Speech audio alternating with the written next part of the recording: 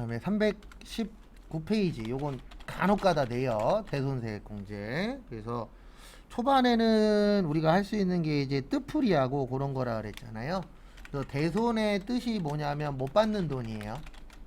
그다음에 세액은 세금. 아이고, 안 켜졌네. 그래서 대손의 뜻은 뭐라고요? 못 받는 돈. 그다음에 세액은 세금이에요. 그다음에 공제는 뭐 해주는 거예요? 빼주는 거예요. 차감한다.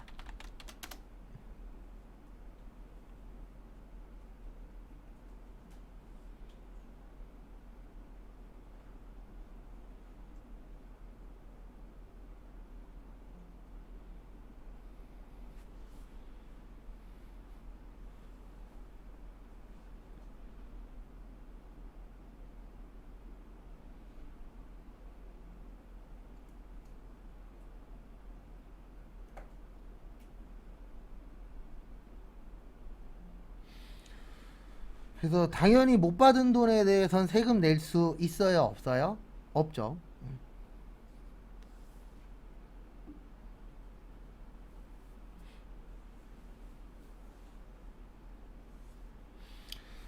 그래서 거기 보시면 대손세액공제. 그래서 대손세액공제란 사업자가 과세제와 용역을 공급한 후 공급받는 자의 파산 등의 사유로 인하여 부가가치세를 거래에 징수하지 못하는 경우에는 그 대손세액을 매출액에서 차감할 수 있으며, 이 경우 공급받은 자는 그 세액을 매입세액에서 뭐한다?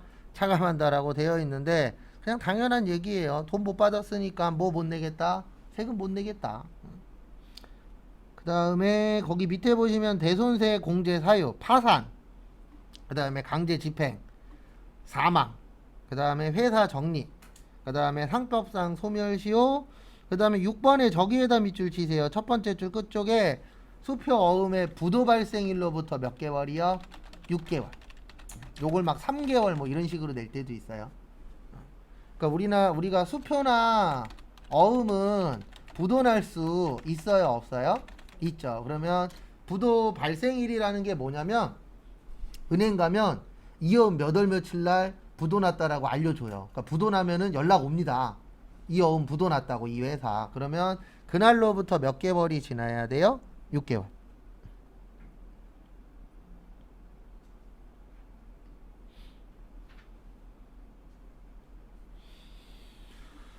그래서 참고하시고요. 그 다음에 7번 회수기일이 6개월 이상 경과한 채권 중 30만원. 그래서 하나씩 간단하게 설명드리면 1번에 당연히 파산하면 돈 못 받죠? 그 다음에 강제집행 당해도 돈 못 받을 수 있어요? 없어요? 있어요. 그 다음에 사망. 예, 돌아가시면 돈 받아요? 못 받아요? 못 받아요. 그래서 이게 좋은 얘기는 아닌데, 그래서 우리가 사건 사고 생기면 돌아가시는 분들이 나오잖아요. 그게 왜 그러냐면, 돌아가시게 되면은 그거와 관련돼서 더 이상 할 수 있는 게 없죠. 근데 본인이 좀 떳떳하면은 해결을 하고 가셔야 되는데, 안 떳떳해서 그런 건지 어쨌든 최근에도 그런 일들이 종종 있어서. 그 다음에 5번 소멸시효라고 있어요. 소멸시효가 뭐냐면 법정기간이에요. 그래서 법에서 뭐 만약에 학원비는 3년이래. 그러면 몇 년 동안 안 내고 도망 다니시면 돼요? 3년 동안. 그게 다 있어요, 법에. 그래서 갯돈은 5년이에요. 그래서 갯돈 두고 날르면 5년 동안 안 걸리면 됩니다. 그 대신 이러면 안 돼요. 누가 전화해갖고 만약에 5년인데 4년 8개월 됐을 때 누가 전화해갖고 돈 언제 줄 거야? 그러면 조만간 줄게. 그러면 다시 5년입니다. 그날로부터. 이게 완성하기가 쉽지 않아요. 그래서 전화 오는 것도 받으면 안 되고 그냥 도망만 다녀야 돼요. 그 다음에 6번은 좀 전에 간단하게 설명드렸었죠? 그래서 수표나 어음은 부도 발생하면 몇 개월이요? 6개월. 그 다음에 7번은 30만원 이하 되는 걸 6개월 넘도록 안 줘. 그러면 개인한테 30만원은 큰 돈입니다. 근데 회사에서 1, 20만원은 솔직히 큰 돈 아니잖아요. 회사 입장에서는. 근데 그 돈을 6개월이 넘도록 안 주네. 그러면 국가에서도 이렇게 생각하는 겁니다. 야, 이 돈 못 받아. 그러니까 무슨 처리해? 대손 처리해. 이렇게 되어 있는 거예요. 그건 참고하시고.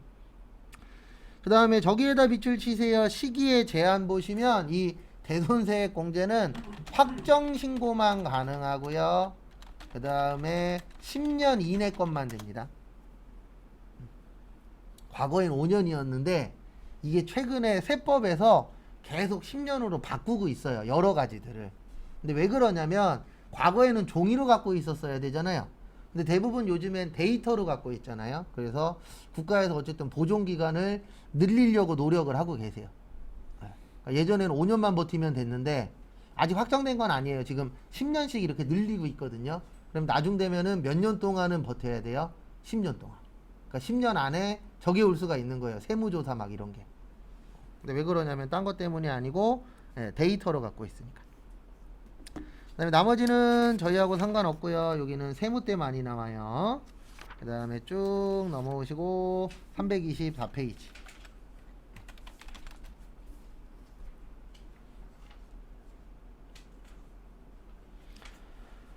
324페이지 보시면 거래징수와 세금계산서라고 있습니다. 그래서 거래징수는 말 그대로 거래하면서 징수하는 거예요. 근데 무슨 징수하냐면 세금 징수하는 거. 그걸 뭐라 그래요? 거래징수라고 표현을 합니다.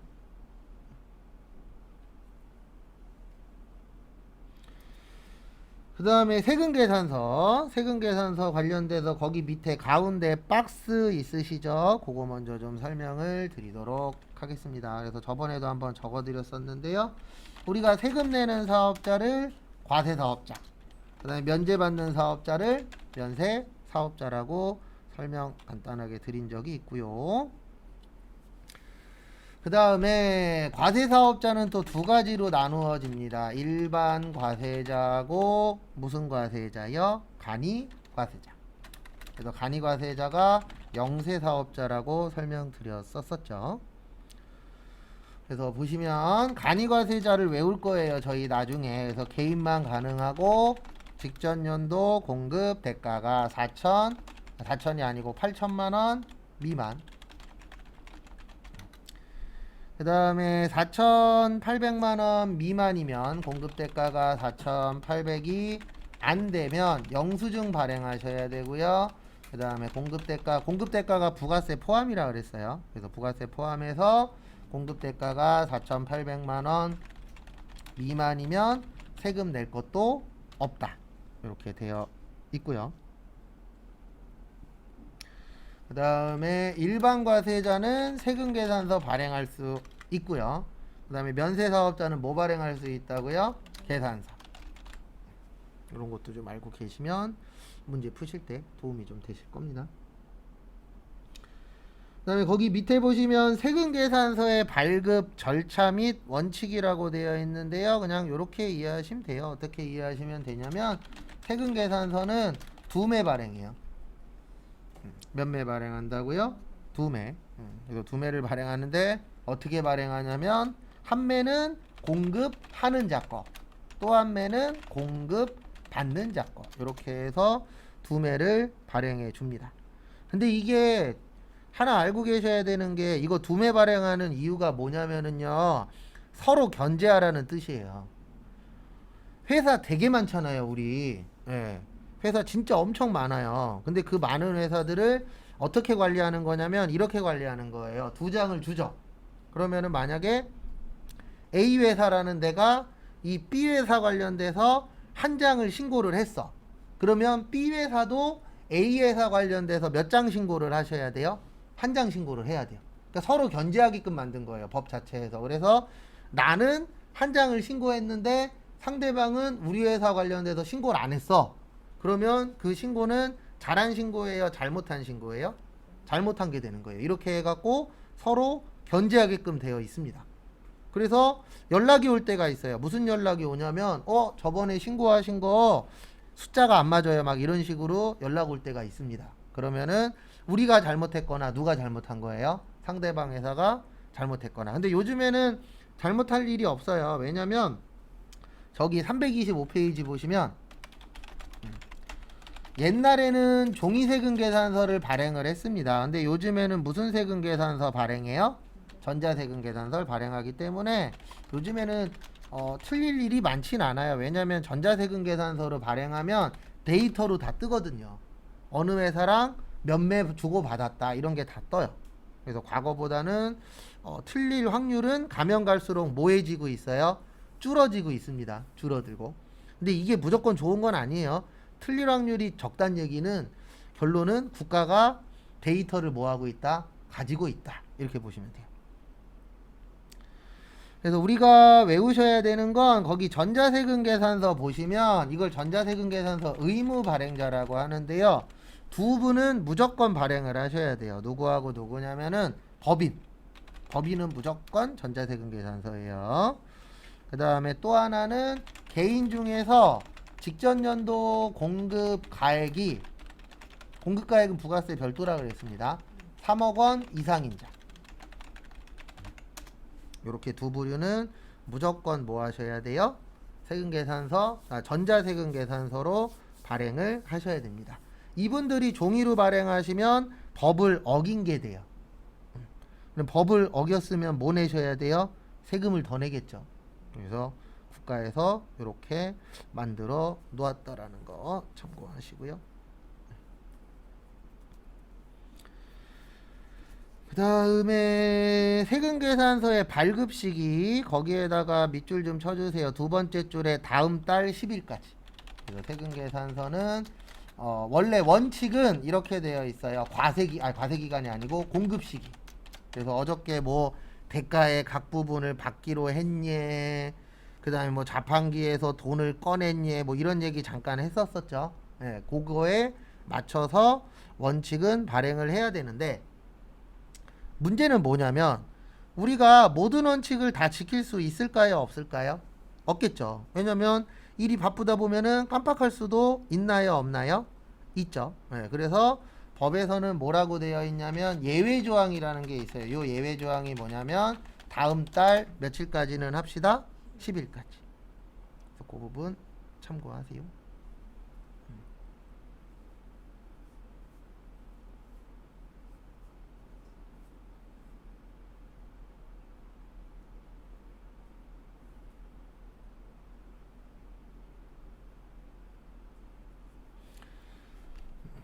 또 거기 보시면은 다음 달 10일까지라고 적혀 있는 거 있을 거예요. 그래서 아무리 늦어도 언제까지는 합시다. 다음 달 10일까지는 합시다. 라고 되어 있습니다. 그거 참고하세요. 그 다음에 거기 325페이지 제일 밑에 보시면 그 다음에 요거 빠졌구나. 전자세금 계산서는 전송을 해야 돼요. 국세청에다가. 그래서 전송은 언제까지 하냐면은 발급일 다음 날까지 전송하도록 되어 있습니다. 근데 교재에 아마 빠져 있을 거예요. 그 내용이.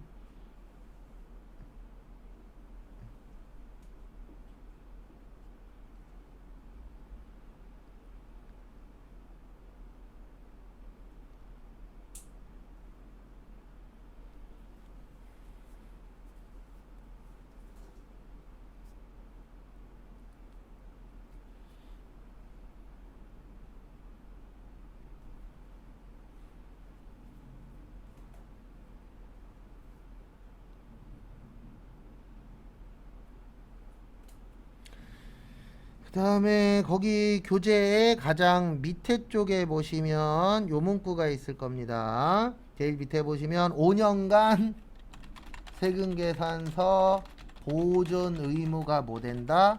면제된다. 그러니까 이게 무슨 뜻이냐면은 원래 세금계산서를 발행하면 법에서 5년 동안은 가지고 있으라고 되어 있어요. 서류는. 근데 이 전자세금 계산서라는 건 국세청에다가 보내주게 되어 있거든요. 그래서 국세청에다가 데이터를 보냈으면 뭐 할 필요 없다?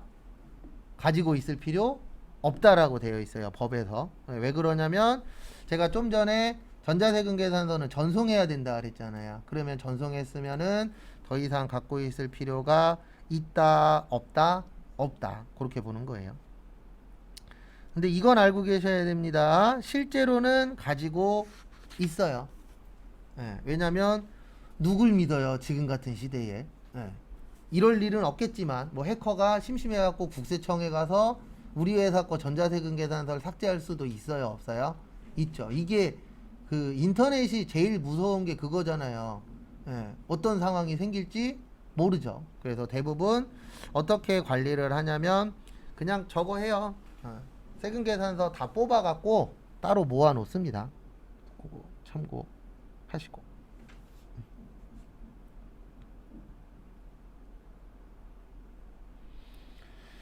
그 다음에 다음 페이지 320 몇 페이지냐면은 저기 328페이지.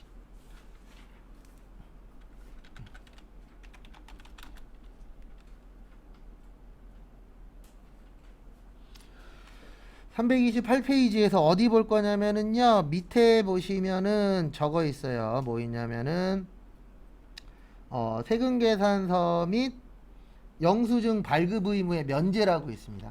세금계산서 및 영수증 발급 의무에 뭐여? 면제.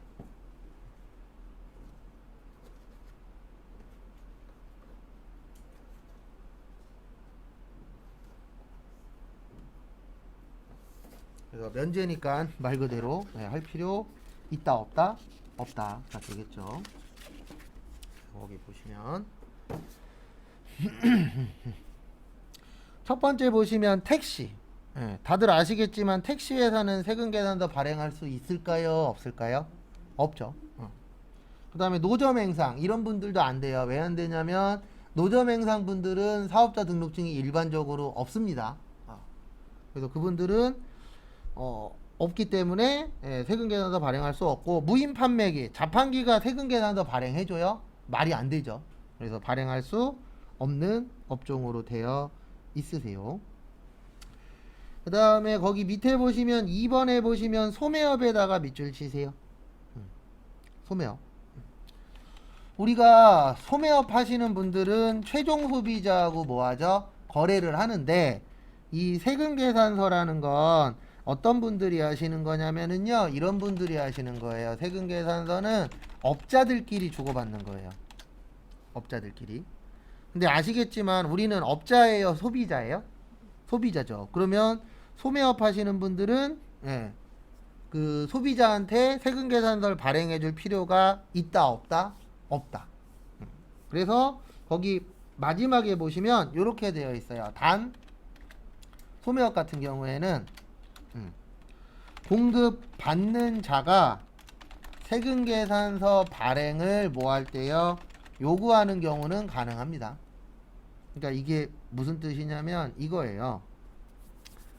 일반적으로 소매업자, 우리가 물건 살 때 그분들이 영수증 줘요, 세금 계산서 줘요? 영수증 주죠. 왜요? 일반적으로는 소비자니까. 근데 이럴 때가 있어요. 간혹 가다가 소매업자한테 회사가 와서 살 때가 있어요. 어떤 경우냐면 이런 경우입니다. 저 실제 한 번 있었는데, 회사 다닐 때 대부분 제조회사는 거래를 할 때 도매업자하고 거래를 해요. 왜 그러냐면 도매업자한테 많이 사면 가격이 어떻죠? 싸잖아요. 그래서 도매업자한테 사는데 간혹 가다 이럴 때가 있어요. 오늘 당장 물건이 2개가 필요해. 근데 전화했더니 오늘은 무조건 못 갖다 준대. 그리고 우리도 못 가. 이런 긴박한 상황이 생길 수 있어요, 없어요? 있어요. 그럴 때에는 가까운 데로 가는 거예요. 근데 대부분 가까운 데 가면 도매보다는 뭐예요? 소매가 되는 거예요. 그러면 이럴 경우에는 가만히 있으면 영수증 줘요. 그러니까 그때는 꼭 요구를 해야 돼요. 세금 계산서 뭐 해주세요? 발행해 주세요. 근데 우리나라에서 바뀌어야 될 게 하나 있습니다. 이거 아마 앞으로도 많이 겪으실 거고 그 전에 겪으신 분도 계실 건데, 세금 계산서 발행해 주세요 그러면 돌변해 갖고 10%더 달래. 이런 것들 있어요, 없어요? 있어요. 그리고 현금 줄 때랑 카드로 결제할 때랑 금액이 바뀌어. 이런 데도 있어요, 없어요? 있죠. 원래 그거 원칙적으로는 국세청에다 신고하시면 돼요. 법에서 걸립니다. 근데 그냥 대부분 옛날부터 그런 것도 있었고 좋은 게 좋은 거니까 넘어가는 거지, 그거 원래 신고하면 다 뭐예요? 걸려요. 그렇다고 해서 무조건 신고하라는 얘기는 아닙니다. 그리고 가끔씩 이럴 때도 있어요. 어떨 때도 있냐면 이건 하나 알고 계셔야 되는 게 우리 그 동대문이나 이런 데 가서 뭐 밀리온이나 이런 데 가서 옷 같은 거 사다 보면 거기 점원분이 이렇게 얘기할 때 있어요. 이거 원래 3만 원인데 현금으로 주시면 2만 5천 원에 줄게요. 라고 얘기할 때 있어요? 없어요? 있죠. 그 대신 현금 영수증 이런 거 안 돼요. 이렇게 얘기할 때 있는데 개인적으로 봤을 때는 2만 5천 원에 사는 게 좋은 거예요. 왜냐면 3만 원으로 한다 그래서 연말정산할 때 5천 원만큼 안 나와요. 근데 장기적으로 봤을 때 국가의 미래로 봤을 때는 3만 원이 맞는 거예요. 왜요? 투명하게 해야 그분들이 뭐 내죠? 세금 맞게 내죠. 근데 내가 5천 원어치 내가 싸게 사니까 일단 나만 싸면 돼. 그러면 2만 5천 원에 사시는 게 맞는 거고. 이게 정답은 없어요. 왜냐면 저도 약간 그 주의니까 일단 내가 있어야 남이 있는 거지. 남 잘 산다 그래서 내가 행복한 건 아니잖아요. 라고 생각하는 사람 중에 한 명인지라. 그래서 본인 성향에 맞추시면 됩니다. 정답은 없어요. 그런 부분 관련돼서. 그래서 소매업은 뭐 할 때에만 받을 수 있다? 요구할 때. 그 다음에 거기 2번에 보시면 목욕탕, 이발소, 미용업 이런 데에서는 세금 계산서 못 받아요. 왜 못 받냐면 목욕탕이나 이발소나 미용실 가는 거는 회사가 가요? 아니죠. 누가 가죠? 소비자가 가잖아요. 그래서 소비자가 가니까 뭐 할 필요 없다? 세금 낼 필요 없다. 라고 되어 있는 겁니다. 그 부분 참고하시고. 그 다음에 3번은 간주 공급이에요. 아직 안 해왔는데 4가지 있다 그랬습니다. 자가 공급, 개인적 공급, 사업상 증여, 폐업 시 잔존제로. 그러면 간주는 진짜라 그랬나요? 가짜라 그랬나요? 가짜라 그랬죠. 가짜니까 뭐 발행할 수 없다? 세금 계산서 발행할 수 없는 게 당연한 거죠. 그래서 그거 참고하시고.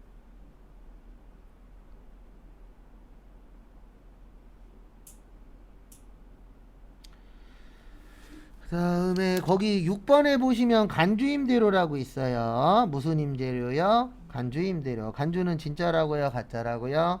가짜. 가짜니까 세금 계산서 발행할 수 없다. 라고 이해해 주셔야 됩니다.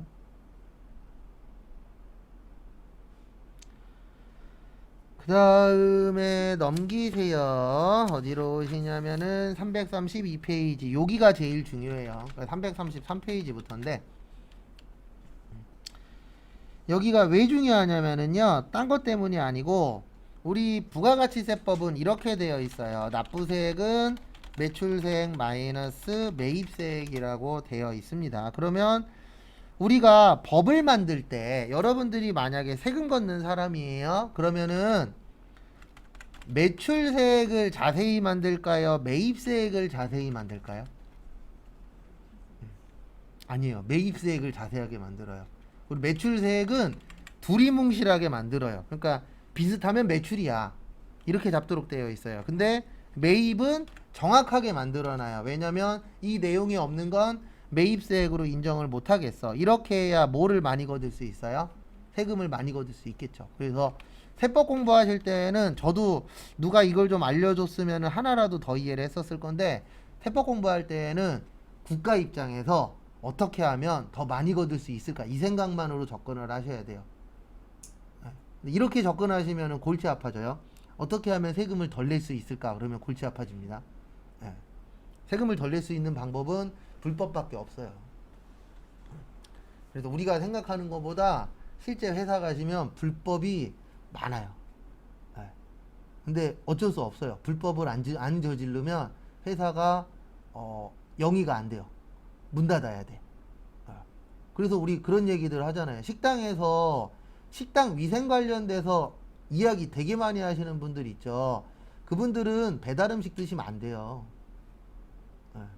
저도 배달 음식까지는 아니었지만 어쨌든 비슷한 식당에서 일을 해봤는데 못 먹어요. 그거 보고 있으면. 이쪽에다 휘저었던 거 저쪽 가서 또 휘졌잖아요.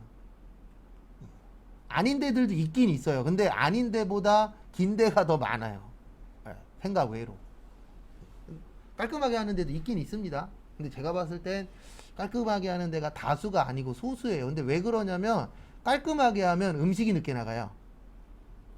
무조건 다른 행동을 해야 되니까. 어쨌든 우리한테 중요한 거는 매입세액입니다. 그래서 시험 문제는 매입세액이 대빵 잘 나와요. 그래서 그거 하기 전에 나중에 외우셔야 될 게 하나 있는데 증빙이라는 게 있어요. 요건 거기에 없어요. 그래서 증빙이 뭐냐면 증명할 수 있는 서류를 증빙이라고 일명 표현을 합니다. 그래서 세법 관련돼서 증빙 갖고 오세요. 그러면 서류 갖고 오란 얘기예요. 그래서 대표적으로 네 가지가 있어요. 세금계산서, 계산서, 그 다음에 신용카드, 그 다음에 무슨 영수증이요? 현금 영수증. 이런 것들이 이제 가장 대표적인 뭐가 되는 거세요? 증빙. 그래서 이런 거 없이 국세청에 가갖고 우리 신고 맞게 했는데요. 이러면 국세청에서 안 받아줍니다. 왜냐면 말로만 하는 건 인정돼요? 안 돼요? 안 돼요. 뭐를 갖고 가야 돼요? 거기에 맞는 서류를 갖고 가셔야 인정을 받을 수가 있겠죠. 그래서 그 대표적인 서류가 뭐라고요? 요 네 가지가 대표적인 서류입니다. 그래서 거기 333페이지 보시면 1번에 세금계산서. 그래서 세금계산서를 받아야만 뭐 해주겠다? 인정을 해주겠다. 왜냐하면 다 해줄 수는 없으니까. 그 다음에 거기 2번에 보시면 이건 되게 특이 케이스인데요. 매입자 발행 세금계산서라고 있어요. 원래 세금계산서는 세금계산서 발행은 원래 매출자가 하는 거예요. 누가 하는 거라고요? 매출자.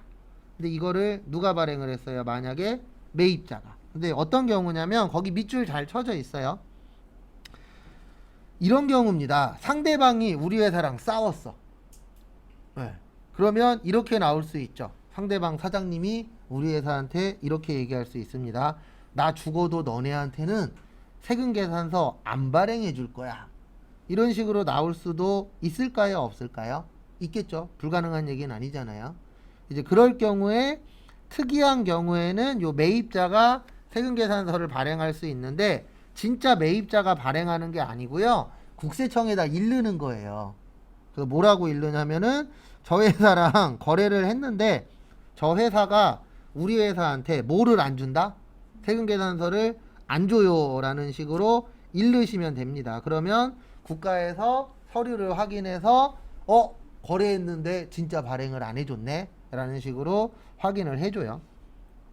근데 거기 보시면 10만원이 넘어야 됩니다. 금액이 10만원 넘어야 되고 그 다음에 과세기간 종료일로부터 몇 개월 이내에는 하시래요? 6개월. 이런 건 그렇게 잘 안 나와요. 그 다음에 거기 그 밖에 공제 보시면은 신용카드, 아까 제가 증빙에 신용카드 있었잖아요. 네, 신용카드가 있는 경우에 인정받을 수도 있다 없다? 있다. 그거 참고하시고. 그 다음에 다음 페이지 뭐 나머지는 그렇게 중요치 않아요. 그 다음에 다음 페이지 보시면은요, 저기 2번에 의제매입세액이라고 있으실 겁니다. 요거는 좀 우리가 공부를 해야 되는 파트 중에 하나인데요. 무슨 매입세액이요? 의제매입세액. 그래서 앞에 보십시오. 의제매입세액의 뜻은 진짜다, 가짜다, 가짜다. 근데 가짜인데 진짜로 뭐 해주겠다? 인정을 해주겠다. 그걸 뭐라 그랬어요? 의제라고 했죠. 그래서 의제랑 간주랑 같은 말이에요. 그래서 의제든 간주든 진짜다, 가짜다, 가짜다. 근데 뭐를 얘기하려고 하는 거냐면 이 의제 매입세액은 다 되는 건 아니고요. 이런 회사만 돼요. 살 때는 면세의 원재료예요. 그러니까 원재료를 면세로 사는 회사. 근데 이거를 가공을 해서 팔면은 과세가 되는 회사들이 있어요. 대표적으로 음식점. 그래서 설명을 좀 드릴 거예요. 그래서 이런 경우가 해당이 되는데 만약에 내가 삼겹살집을 해요. 무슨 집 한다고요? 삼겹살집. 그러면 삼겹살집의 주된 재료는 삼겹살이죠. 삼겹살 면세예요. 그리고 우리 삼겹살 먹을 때 밥 먹을 수도 있잖아요. 쌀도 뭐예요? 면세예요. 그리고 야채에 싸 먹을 수도 있죠. 쌈도 뭐예요? 면세예요. 그리고 만약에 반찬도 직접 다 하셔. 그러면 결론적으로 반찬도 뭐예요? 면세예요. 그러면 거기에 들어가는 많은 요소들이 뭐가 되는 거예요? 면세가 되는 거예요. 근데 만약에 이런 업종들을 가만히 두잖아요. 그러면 어떤 문제가 생기냐면 이런 문제가 생겨요. 살 때는 면세니까 뺄 게 없어요. 뺄 게 많지 않아요. 근데 팔 때는 과세니까 결론적으로는 세금을 많이 내야 돼요. 그러면 사업하시는 분들이 이게 뭐 100% 맞는 얘기는 아니지만 사업하시는 분들이 장사가 잘 안 되면 하는 행동 중에 하나가 가격을 올려버립니다. 근데 이거 올릴 때에는 조심해야 될 게 하나 있어요. 일반적인 사람들이 가능하다라고 생각되는 범위까지 올려야지 그 범위를 넘어가게 되면 장사 안 됩니다. 맞죠? 그러니까 뭐 먹기가 힘들어. 찾기가 힘들어. 그러면 어느 정도 가격 되면은 팔리긴 팔려요. 근데 우리 집 앞에도 있고 길 건너에도 있고 어딜 가든 만날 수 있는데 다른 데보다 가격이 비싸. 그럼 팔려요, 안 팔려요? 안 팔려요. 맞죠? 그래서 가격 올리는 거는 되게 조심해야 돼요. 근데 어쨌든 국가에서 가격을 못 올리게끔 막은 거예요. 그래서 음식점이나 이런 데에다가는 너네 원래 매입세가 없어. 근데 국가에서 매입세액으로 뭐 해줄게? 인정해줄게. 그걸 뭐라 그래요? 의제 매입세. 그래서 대표적인 게 음식점이에요.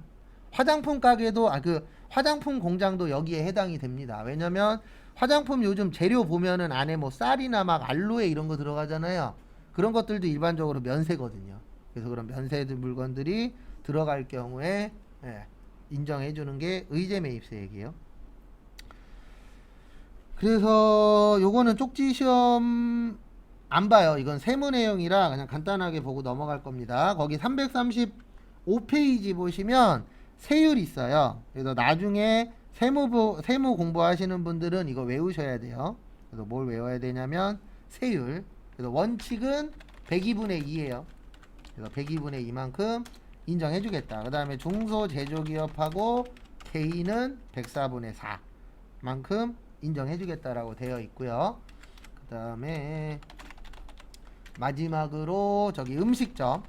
음식점에서 법인은 106분의 6, 개인은 108분의 몇이요? 8. 그 다음에 2억 원 이하는 109분의 9인데 요거는 올해 2월달 시험까지만 적용되는 거예요. 요거는 2월 시험까지. 그 다음에 내년 4월달부터는 109분의 9는 없어요. 법이 바뀌어서. 근데 외우진 않을 겁니다. 근데 왜 안 외우냐면은 요런 거는 주로 세무에 많이 나오지 회계엔 잘 안 내요. 그래서 이거는 알고 계셔야 돼요. 의제 매입세액은 매입세액이에요? 매입세액이 아니에요? 매입세액이에요. 가짜지만 뭘로 인정해 주겠다? 진짜로 인정해 주겠다. 그거는 좀 알고 계셔야 됩니다. 요거 파트는 좀 알고 계시고, 그 다음에 거기 335페이지 밑에 파랑색으로 뭐라고 쓰여 있냐면 구입 시점이라고 쓰여 있을 거예요. 거기 밑줄만 쳐주세요. 그래서 의제 매입세액은 구입 시점이고요. 그 다음에 감가상각은 사용 시점이에요.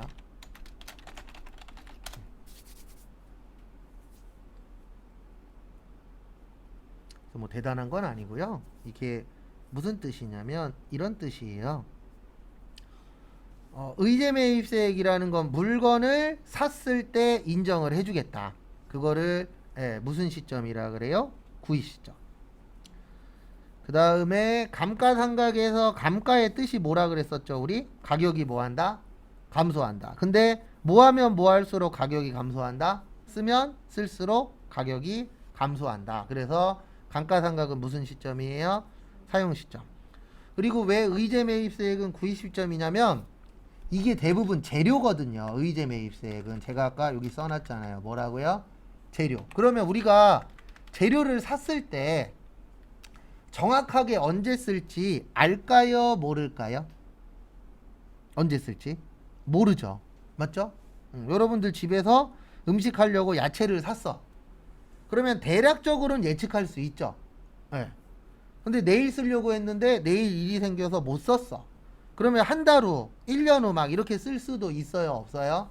있죠. 그 유통기한에 따라서 달라지는 거니까. 그래서 정확하게 날짜를 알아낼 수가 없어요. 구조상. 예, 그래서 그냥 법에서는 그냥 살 때 뭐 하자?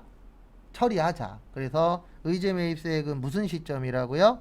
구입 시점. 그 다음에 감가상각은 쓰면 쓸수록 가치가 뭐 한다? 떨어진다. 그래서 무슨 시점이요? 사용 시점. 그 다음에 336페이지도 그냥 간단하게만 보고 넘어갈 겁니다. 왜냐면 다행히도 저희 시험에 복잡하게 안 나와요. 재활용, 폐자원, 매입세액, 공제. 이거는 왜 해주냐면은요, 아시는 분들은 아시겠지만 우리나라에 자원이 많은 나라예요, 적은 나라예요? 적은 나라죠. 대한민국이라는 곳은 자원이 많은 나라는 아닙니다. 그래서 뭐 툭하면은 그 통일 얘기 나올 때마다 북한에 자원이 많다, 그래서 통일해야 된다, 막 이런 얘기가 간혹가다 나올 때도 있어요. 그래서 그만큼 이제 자원이 적은 나라인데, 재활용하는 회사들 있나요, 없나요? 있죠. 그 재활용하는 회사들한테 혜택을 주는 거예요. 무슨 혜택을 주냐면은 재활용 관련돼서 매입을 하게 되면은 뭐 해주겠다? 세금을 깎아주겠다. 그래서 대표적인 게 저기예요. 우리 예전에 많이 봤었던 고물상. 고물상에서 막 파지나 그런 거 사시잖아요. 그런 거 산 거에 대해서 세금을 뭐 해주겠다? 빼주겠다. 근데 빼주는 이유는 우리나라의 자원이 뭐 하니까요? 적으니까. 그래서 혜택을 줘야만 늘어나겠죠. 그래서 그렇게 되어 있다라는 거 참고하시고요. 그 다음에 진짜 제일 중요한 건 337페이지에 공제받지 못할 매입세액인데, 이거 추후에 저희 외울 겁니다. 이거를 우리는 줄여서 뭐라 그러냐면 불공이라 그래요. 불자가 무슨 불자죠? 아니 불자입니다. 그래서 불공의 뜻은 안 빼줄 거야. 그래서 안 빼주는 걸 불공이라고 표현하세요. 그럼 우리가 안 빼주는 이유가 있어야 될까요? 없어야 될까요? 당연히 있어야 되겠죠. 그래서 저희는 거기 교재에 있는 거랑 좀 다르게 외울 거예요. 그래서 첫 번째로 접대비. 교재에 있긴 있습니다. 근데 순서만 좀 달라요. 그래서 접대비는 뭐냐면, 접대라는 게 거래처한테 잘 보이는 거죠. 근데 이거 왜 불공 처리하냐면, 접대라는 게 많아야 좋은 걸까요? 적어야 좋은 걸까요? 국가 입장에선? 국가 입장에서는 적어야 좋은 거예요. 왜냐면 이 접대 문화 때문에 엉뚱한 회사에서 가져가는 경우들도 있다, 없다? 있다. 그래서 만약에 4억짜리 프로젝트인데 5천만 원이 접대비로 나갔어. 그러면 회사의 목적은 하나잖아요. 수익 창출하는 거. 그러면 이 공사는 4억짜리 공사가 아니고 얼마짜리 공사가 되는 거예요? 3억 5천짜리 공사가 되는 거예요. 근데 더 문제는 뭐냐면 이게 3억 5천짜리 공사가 아닙니다. 우리나라에서 빨리 없어져야 될 것 중에 하나가 하청이에요. 그러니까 하청을 주지 말라가 아니고 하청을 다른 구조로 만들어야 되는데 이게 쉽진 않을 거예요. 또 실제 만약에 4억짜리 공사잖아요. 그러면 대기업에서 4억짜리 공사를 받죠. 그러면 1차 하청을 줘요.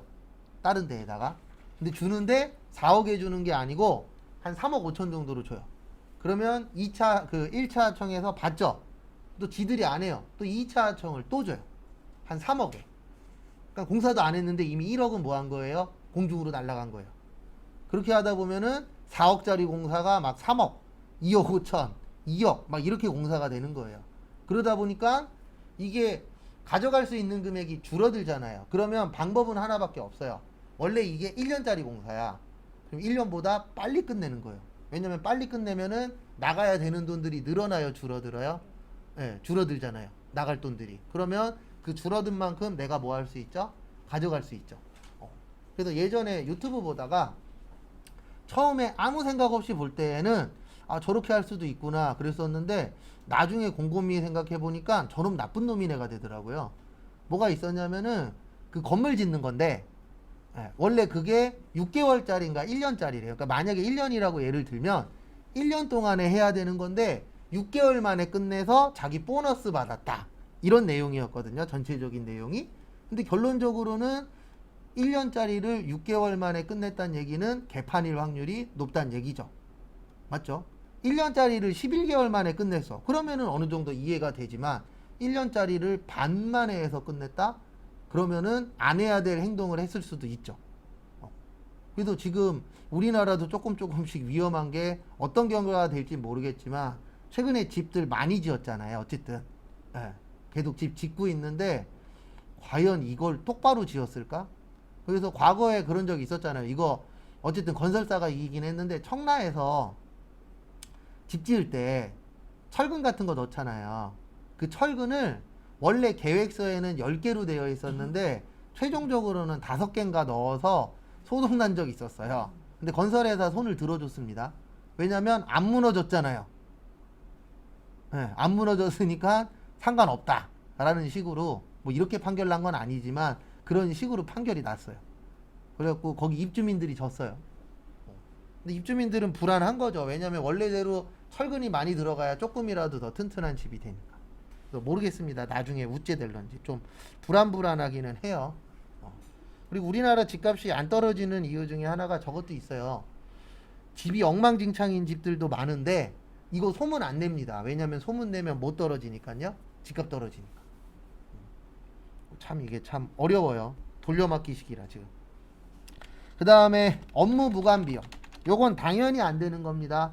업무와 관련 없는 거 빼주잖아요. 그러면 어떤 사태가 일어나냐면 이런 사태가 일어납니다. 내가 만약에 사업을 해. 근데 업무하고 상관없는 것도 된대. 그러면 사돈의 팔촌까지 다 끌어들이는 거예요.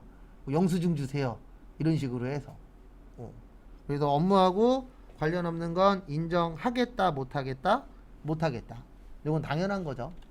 그 다음에 시험 문제는 이게 제일 많이 나와요. 비영업용 소형 승용차. 그래서 1000cc 미만은 제외. 1000cc 이하 제외. 그래서 우리가 1000cc까지를 무슨 차라 그러냐면 경차라고 합니다. 그래서 경차 제외. 그 다음에 8인승 이하. 그래서 어저께인가도 잠깐 설명드렸지만 우리나라는 땅덩어리가 넓은 나라예요, 좁은 나라예요? 좁은 나라예요. 그리고 기름이 나요, 안 나요? 안 나죠.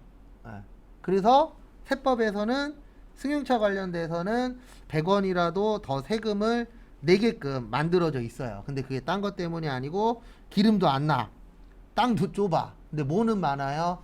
차는 많아. 그러면 국가에서 뭔가를 줄일 때 쓰는 방법 중에 하나가 가격을 뭐 하는 거예요? 비싸게 만드는 거예요.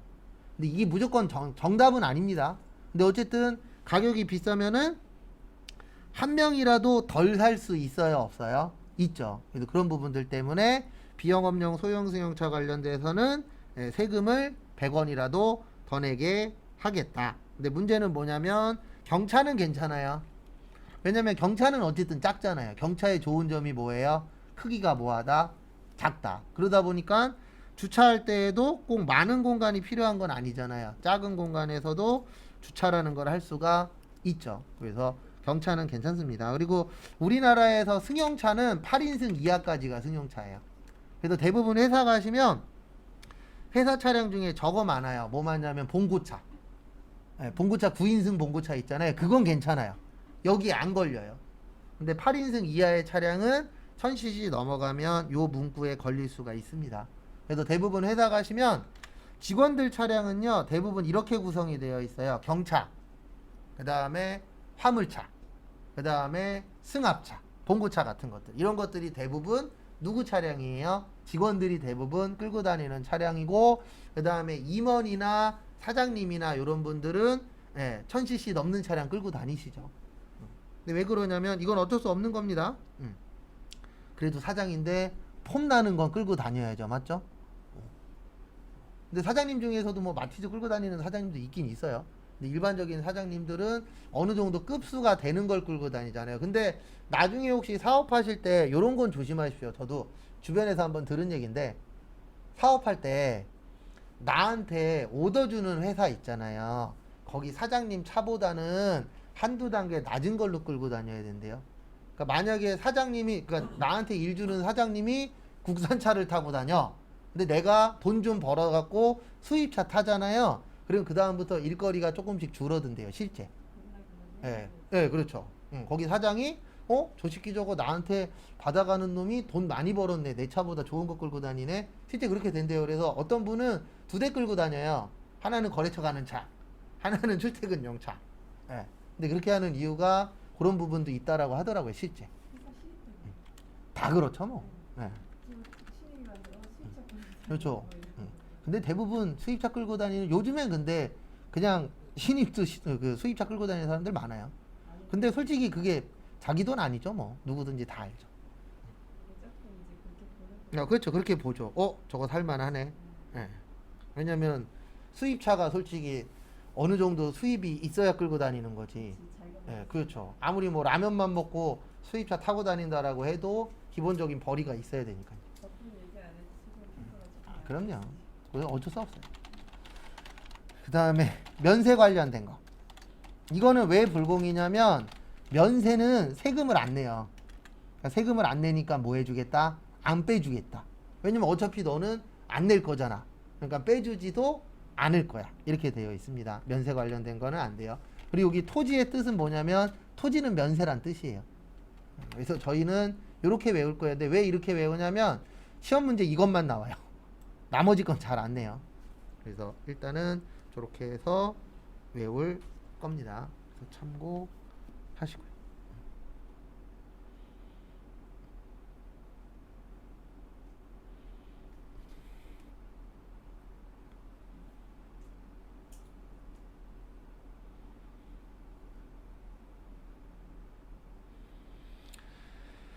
그 다음에 다음 거 보시면 그래서 요거 외워야 돼요. 그리고 어디 갔냐? 2개만 더 보고 쉴게요. 339페이지.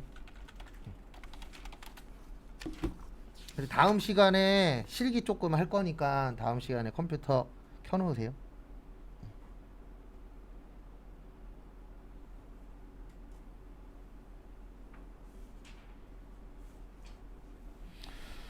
그래서 거기 339페이지 보시면은요, 기타 경감 공제세액이라고 있으실 거예요. 그래서 기타 경감 공제세액.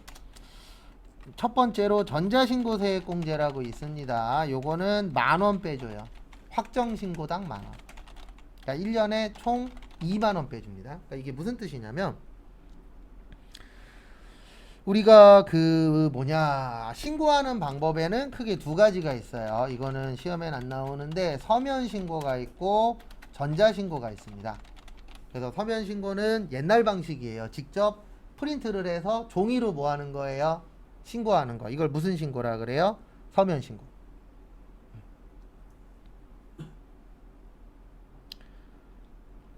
그 다음에 2번째, 이제 전자신고라고 있어요. 전자신고는 뭐냐면 인터넷으로 신고하는 거예요. 근데 이거 있습니다. 이게 잘못된 게 아니고 뭐든지 다 그렇게 해요. 처음에 전자신고라는 걸 만들어도요, 사람들이 안 해요. 왜냐면 기존 거에 이미 뭐 되어 있기 때문에, 익숙해져 있기 때문에. 그러면 새로운 걸 적용을 하려면 가장 쉬운 방법이 뭐냐면은요, 혜택을 주는 거예요. 그래서 그냥 우리가 전자신고 만들었습니다. 쓰세요. 그러면 사람들 안 써요. 왜요? 기존 거에 뭐 하니까? 익숙하니까. 그러면 새로운 게 월등히 좋거나 아니면 새로운 걸 썼을 때에 혜택이 있대. 그러면 사람들 쓰겠죠. 그래서 요걸 만든 거예요. 신고할 때마다 얼마 빼줄게? 10,000원 빼줄게. 왜냐면 그냥 하라 그러면 안 하니까. 근데 지금은 이미 어느 정도 서면 신고보다는 전자 신고가 더 편하다라는 걸 알아요, 몰라요? 알죠. 근데 아직 안 없애고 있어요. 언젠가는 없어지긴 할 것 같아요. 그러니까 이게 어떻게 보면 하나의 마케팅 기법 중에 하나예요. 이걸 뭐라고 하는지 모르겠는데 일단 새로운 걸 만들어 놓고 사람들한테 어떻게든 쓰게 만드는 거예요. 그래서 대표적인 게 뭐 쿠팡이츠 이런 것들도 처음에는 되게 싸게 해갖고 막 계속 쓰게 만들었잖아요. 네. 그 다음에 이제 익숙해졌어. 그 다음에 어느 정도 우리가 확보를 했어. 그래서 지금 쿠팡 쪽에서도 뭐 하나 가격 올렸죠. 네. 근데 그럴 수밖에 없는 게 지금까지 적자였으니까 적자를 많이 하려면 지금까지는 어쨌든 돈을 투입한 거잖아요. 그러면 그 이후에 돈을 벌려면 가격을 뭐 할 수밖에 없어요? 올릴 수밖에 없죠. 그래서 대기업들이 무서운 게 대기업들은 이게 가능하잖아요. 근데 중소기업은 이렇게 하면 다 망해요. 그때까지 버틸 수 있는 여력이 없으니까. 그 다음에 서면 신고할 때 중요한 거 하나 있습니다. 이건 꼭 알고 계셔야 돼요. 혹시 나중에 서면 신고를 해야 돼. 그러면 항상 두 부를 작성을 해요. 그래서 한 부는 제출용, 이건 시험엔 안 나와요. 한 부는 보관용, 이렇게 두 부를 작성한 다음에 한 부는 제출하고 보관용에다가 꼭 이거 받으셔야 돼요. 도장. 이 도장을 받으실 때 중요한 것 중에 하나가 꼭 날짜가 있는 도장을 받으셔야 돼요. 근데 이거 왜 이렇게 해야 되냐면 우리가 서류로 제출했잖아요. 그러면 이게 종이다 보니까 간혹가다 옮기다가 빠질 수도 있고, 그 다음에 종이로 되어 있는 걸 또 컴퓨터에다 입력을 하잖아요. 그래 입력을 하다가 잘못 입력할 수도 있어요, 없어요? 있죠. 그래서 이 보관용에다가 도장을 받아 놓으면 나중에 문제가 발생했을 때 이거 보여주면은 그 사람들도 인정을 해요. 왜냐면 자기들 직원 중에 한 명이 찍은 거 아니에요, 도장을. 근데 이런 거 하지 마십시오. 거기 CCTV 가갖고 막 손 흔들고 이런 거 하지 마세요. 왜냐면 CCTV는 일정 기간 지나면 뭐 하죠? 삭제되잖아요. 그래서 원래 서면 신고할 때 이건 이론상에 이렇게 되어 있어요. 두 부를 작성을 해서 한 부는 제출하고 한 부에다가는 도장을 받아라. 그리고 가지고 있다가 문제 생기면은 요걸로 보여주면 되고, 문제 안 생기면은 5년 후에 뭐 하시면 돼요? 파기해버리면 되죠. 필요 없으니까. 그래서 요거는 꼭 알고 계세요. 그 다음에 전자신고하면은 얼마씩 빼주겠다? 10,000원씩. 그래서 1년에 20,000원 빼주는 겁니다. 왜냐면 1년에 확정신고 2번밖에 없어요. 그래서 얼마 빼준다고요? 20,000원. 그 다음에 여기까지 보시고, 그 밑에 거 하나 더 봐야죠.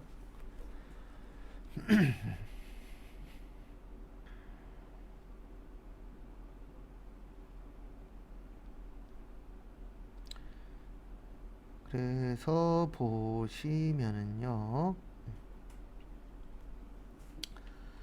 거기 신용카드 매출전표 등 세액공제라고 있습니다. 발행공제. 요것도 개인만 돼요.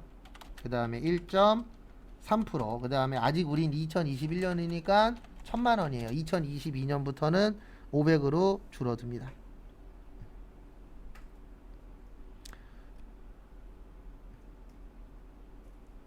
그래서 이게 뭐냐면은요, 이거 이야기하는 거예요. 뭐 이야기하냐면, 우리가 과거에는요 다 현찰박치기였어요. 그러다 보니까 세금을 많이 덜 냈습니다. 그래서 지금도 현금 달라고 요구하는 곳들 있어요, 없어요? 있어요. 현금 주면 깎아줄게요. 아니면 뭐 식당 같은 데 가보시면 우리는 현금을 사랑합니다 막 이런 거 붙여놓은 데들 있어요. 근데 그게 왜 그러냐면 현금으로 받으면 세금 낼 때 일부 숨길 수가 있어요. 다 숨기진 못해요. 왜냐면 일부 현금 받을 수도 있잖아요. 그래서 숨길 수 있기 때문에 현금을 달라고 하는 거예요. 그래서 과거에 보면은 대부분 다 현금이었기 때문에 세금을 많이 안 냈어요. 근데 지금은 아시겠지만 거의 매출액의 90% 이상, 뭐 많은 데는 100%다 요걸로 결제를 하잖아요. 뭘로요? 카드로. 그리고 국가도 바보는 아닙니다. 국가가 보기에도 카드 때문에 뭐를 많이 내네? 세금을 많이 내네. 그래서 개인 사업자한테 혜택을 주는 거예요. 매출액의 신용카드로 판 매출액의 몇 프로요? 1.3%를 뭐 해주겠다? 빼주겠다. 왜냐면 과거보다 세금을 너무 많이 내니까. 그래서 뭐든지 다 옛날에 돈을 많이 번 거지, 지금 옛날에 그분들이 지금 사업하시잖아요. 그럼 그 돈 못 벌어요. 근데 그 대표적인 이유가 뭐냐면 뭐 물가 오른 것도 당연하지만 세금 부분도 많이 더 많이 내야 되기 때문에 그런 부분들이 발생합니다. 그래서 요거 외우셔야 돼요. 개인만 가능하고 몇 프로 빼준다? 1.3%. 그 다음에 1년에, 1년 동안 얼마까지 빼주겠다? 1,000,000원까지. 그 다음에 여기까지 보시고요. 잠깐 쉬었다가 11시 40분에 조금 남았어요. 그래서 조금 남은 거 하고, 그 다음에 실기 할 겁니다.